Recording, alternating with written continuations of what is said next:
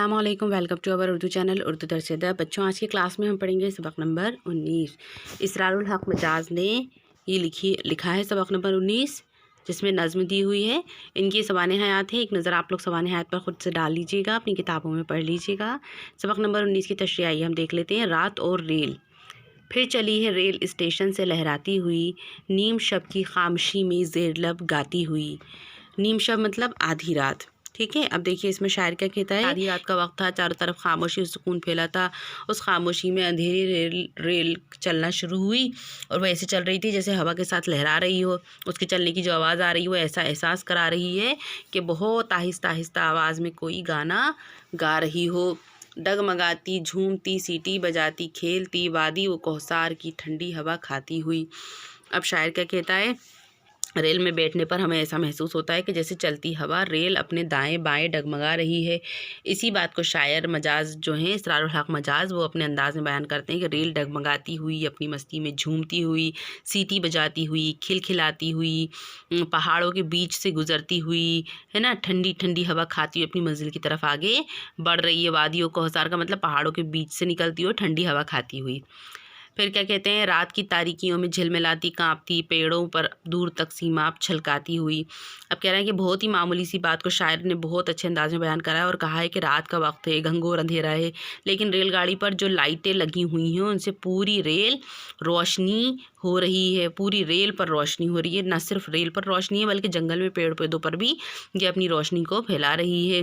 पेड़ पौधों पर ये रोशनी ऐसी लग रही है कि जैसे चाँद की तरह चमकता हुआ खूबसूरत पारा टपक रहा हो, कि जो जंगल की खूबसूरती में भी बढ़ोतरी कर रहा है, इजाफा कर रहा है। सीमा मतलब बहुत दूर तक।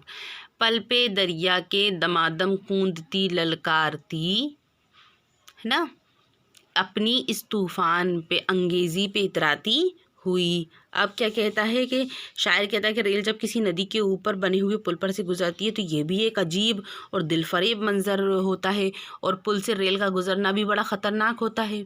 इसलिए शायर कहता है कि अपनी तेज़ रफ्तार पर फ़ख्र महसूस करते हुए नदी पर बने पुल से रेल गुजरती है। उसमें से जो आवाज़ें पैदा होती हैं गोया कि वो पुल को ललकार रही है कि इतनी ताकतवर ख़तरनाक पलों को नदी फांदती हुई एक सिरे से दूसरे सिरे तक पहुँच जाती है। डालती बेहस चट्टानों पर हकारत से नज़र, कोह पर हंसती फलक को आंख दिखलाती हुई। अब रेल के सफ़र के दौरान आपने देखा होगा कि है ना, बड़े बड़े पहाड़ों और चट्टानों को काट कर रेल का रास्ता बनाया जाता है। तो शायर क्या कहता है कि जब पहाड़ों और चट्टानों में से जब वो गुजरती है तो अपने आप पर बहुत रश्क महसूस करती है, फ़ख्र करती है।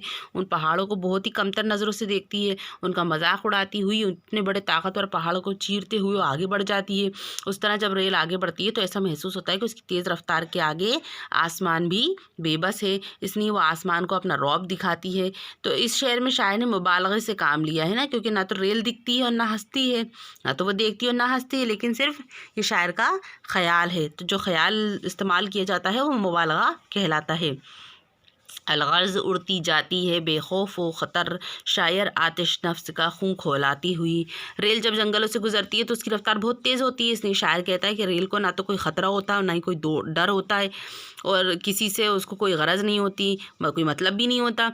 तो वो अपनी धुन में बहुत तेज़ रफ्तार से अपनी मंजिल की तरफ चली जाती है। शायर ने अपने आप को बहुत ही गुस्सा वाला करार देते हुए कहा है कि रेल की तेज़ रफ्तारी से मेरा गर्म मिजाज दिल और ज़्यादा गुस्से से भर जाता है, यानी मेरा खून खोल जाता है ना। तो इसमें जो रेल की जो तेज़ रफ्तार है वही गुस्सा है, ठीक है, आ रहा है समझ में।